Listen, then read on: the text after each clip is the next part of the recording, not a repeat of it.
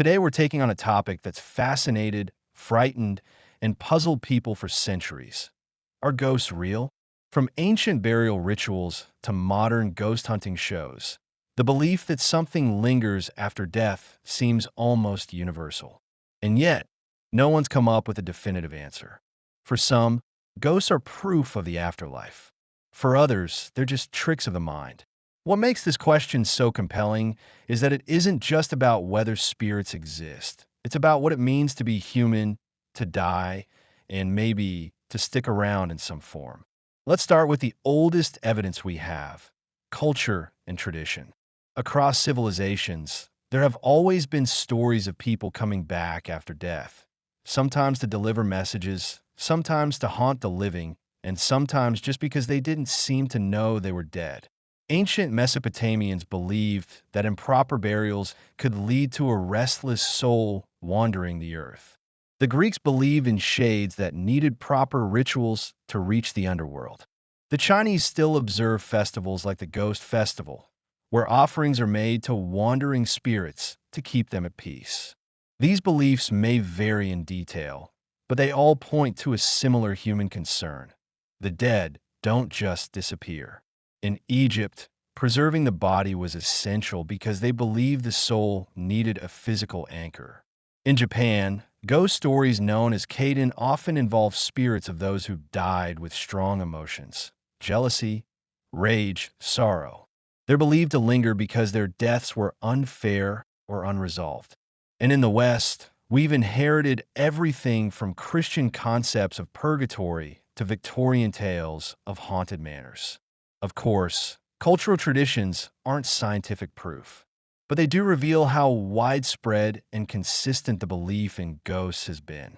It's not limited to one region, one religion, or one era. Even societies that never interacted developed nearly identical ideas about spirits. That kind of pattern is worth noticing. Now, you might say, just because lots of people believe something doesn't make it true. That's fair. People also used to believe the earth was flat. But belief can still be evidence, not of a ghost's existence, but of something happening that people can't easily explain. Modern ghost stories tend to fall into a few common patterns. Some involve full-body apparitions, figures in old-fashioned clothing, people who vanish when approached. Others describe invisible forces, footsteps, whispers, cold drafts, objects moving. Sometimes it's technology acting up. TVs switching on by themselves, lights flickering, phones ringing from unknown numbers. And occasionally, there are stories of people being physically touched, scratched, or pushed by something they can't see. Take the story of the Myrtles Plantation in Louisiana. It's often called one of the most haunted homes in America.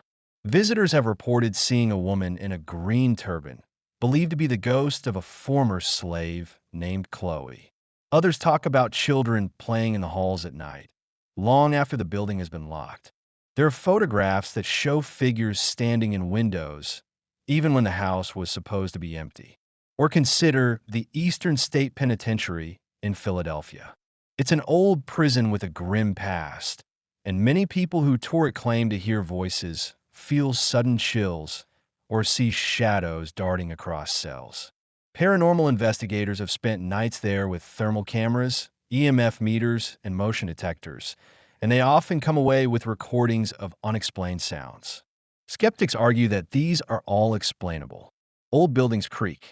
Electrical wiring in historic homes can create interference. Drafts can cause doors to shut. Our brains are wired to find patterns, especially in low-light, high-stress situations. That face you see in the window, it might just be a curtain and a street light. The whisper you hear, maybe it's the wind or your own breathing echoing back.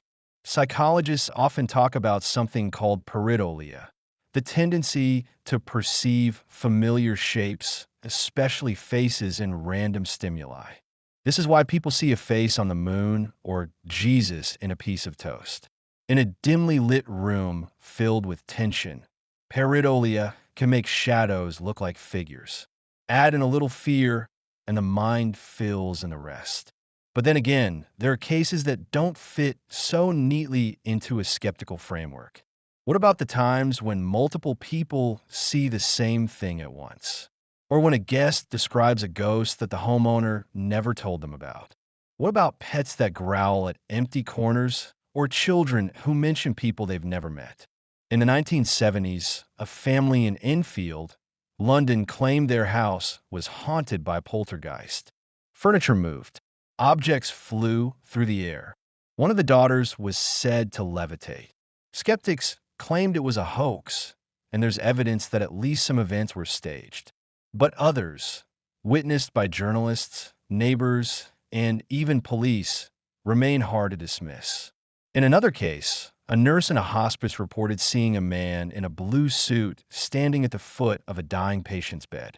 Later, when the family arrived, they asked if someone had called them because the patient had just passed. The man in the suit, they said, sounded exactly like the patient's brother who had died years earlier. The nurse hadn't known about the brother. She'd never seen him. But the family said the description was perfect. Stories like these fuel the belief that maybe something's happening. Not always.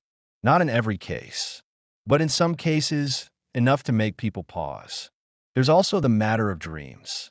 Many people report vivid dreams of deceased loved ones. Not just ordinary dreams, but ones that feel unusually clear and real. These dreams often involve a message or a feeling of closure. Psychologists say it's the subconscious working through grief. But others feel convinced they've been visited. And when these dreams include information the person couldn't have known, it raises questions. The modern ghost hunting industry is booming. TV shows, YouTube channels, and podcasts are dedicated entirely to tracking paranormal activity. Some investigators use high-tech gear, digital thermometers to spot cold spots, spirit boxes that scan radio frequencies, motion sensors, and even AI-powered devices that try to interpret sounds. Most scientists say these tools aren't reliable for proving ghosts exist. But even so, people continue to use them and continue to believe. There are even entire businesses built around ghost tours. Cities like Savannah, New Orleans, and Edinburgh have booming tourism industries fueled in part by haunted history. Some of it is storytelling, of course, but some guides say they've had their own unexplainable experiences. Lights flicking off, doors slamming, guests fainting for no reason. Another interesting aspect is how our brains process fear and expectation. Studies show that people who believe in ghosts are more likely to interpret ambiguous situations as paranormal. This is called confirmation bias. Once we expect something, we tend to find it. But the reverse is also true. People who don't believe might ignore or rationalize something that actually has no clear explanation. And then there's the role of trauma. Many ghost experiences are connected to sites of violence or tragedy, battlefields, hospitals, prisons. The idea is that intense emotion somehow leaves a mark. Not a ghost in the traditional sense, but a kind of psychic residue. Again, science doesn't back this up in a measurable way, but the stories persist. One theory that's gained some interest is the concept of residual energy. It suggests that emotional events imprint themselves on the environment, and under the right conditions, those moments replay like echoes. So when someone hears footsteps at the same time every night, or sees a figure repeating the same motion, it might not be a conscious spirit at all, but a kind of recording. There's no proof of this, but it's a framework some people find useful for making sense of repeated hauntings. Some scientists are exploring consciousness itself. If the mind isn't just a product of the brain, but something more complex, something that might exist beyond death, then perhaps ghosts are fragments of awareness that continue. This isn't mainstream science, but there are researchers in fields like quantum physics, psychology, and neurology looking into how consciousness works and whether it might survive death in some form. So far, there's no consensus. Religious traditions weigh in here too. Christianity, for example, teaches that the soul goes to heaven or hell, but there are stories of saints appearing after death. In Catholicism, ghosts are sometimes seen as souls in purgatory seeking prayers. In Islam, the soul also moves on, but spirits known as jinn can appear to the living. In Hinduism and Buddhism, spirits may reincarnate, but those with attachments can linger. These beliefs shape how people interpret ghostly encounters. A Christian might see a ghost as a warning or a call to prayer. A Buddhist might view it as a sign that the spirit hasn't let go. A skeptic might see it as the mind's way of handling grief. So are ghosts real? If by real we mean provable by science, the answer is no, not yet. There's no conclusive evidence, no repeatable experiment, no data set that confirms spirits exist. But if we mean real, as in real experiences, things people live through, remember, and are shaped by, then yes, they're real in that sense. Something is happening. And for the people who go through it, it's often life-changing. Maybe ghosts are memory. Maybe they're grief.